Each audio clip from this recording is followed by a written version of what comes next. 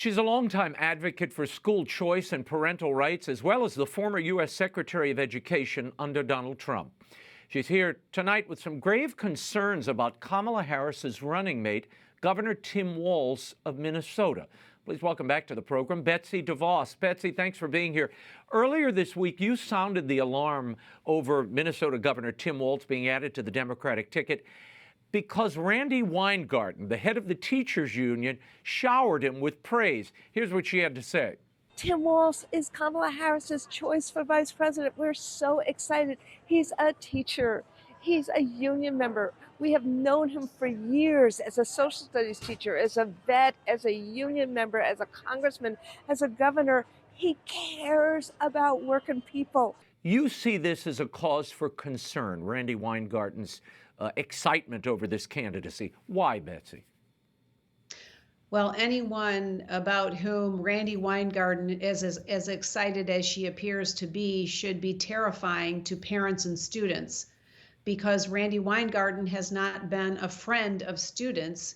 She has done nothing but preclude students from getting their best and doing their best and being their best because of all of the policies she has advocated for. The notion of her having the same kind of unfettered access to the Oval Office that she has clearly had in the Biden administration should also be terrifying. Just think of the implications of her influence having kept schools shut down, closed down way, way, way beyond when they should have during COVID, and really impacting all kinds of policies that directly impact students in the classrooms in a negative way.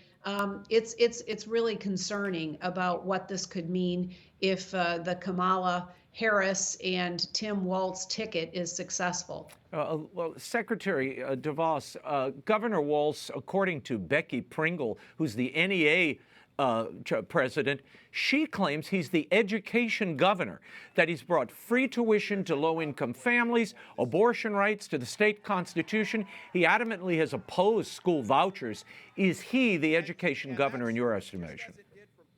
Well, no, the policies that he's advocated for, including precluding taking sexually explicit books and materials out of libraries for young children, including making Minnesota a sanctuary place for students to come and permanently mutilate themselves without parental consent for gender change.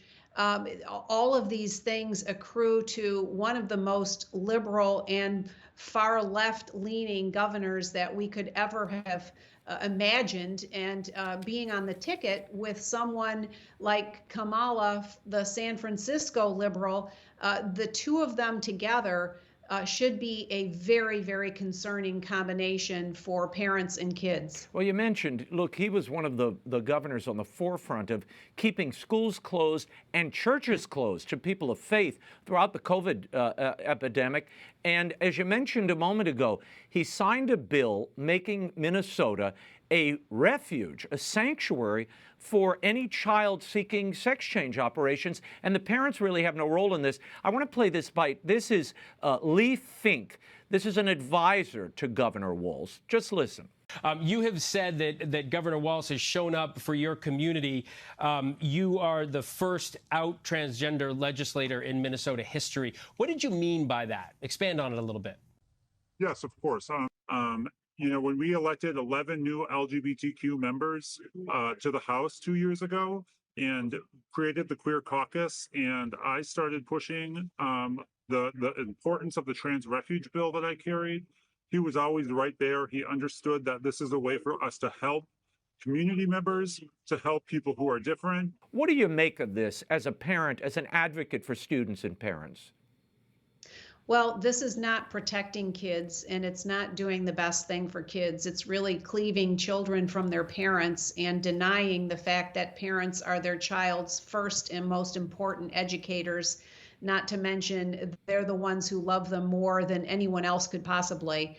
And so this notion that he is an education governor is very, very a big fallacy.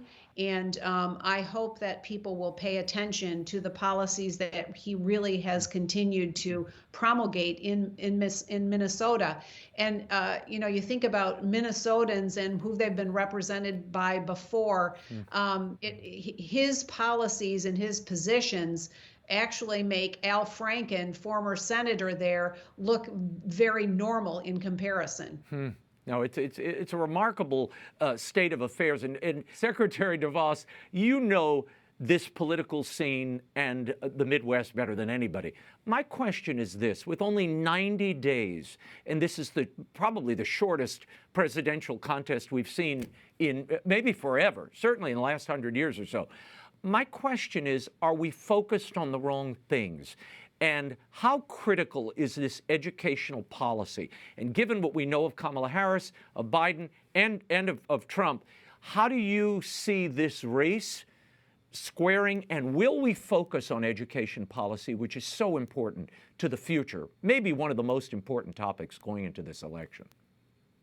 Well, I think education has, in the last several years, become a much more important topic, primarily because parents were exposed to how the school system handled themselves during COVID, and they saw firsthand the many, many shortcomings and the failings of the system. So we've seen advocacy for change. We've seen policy change in state after state.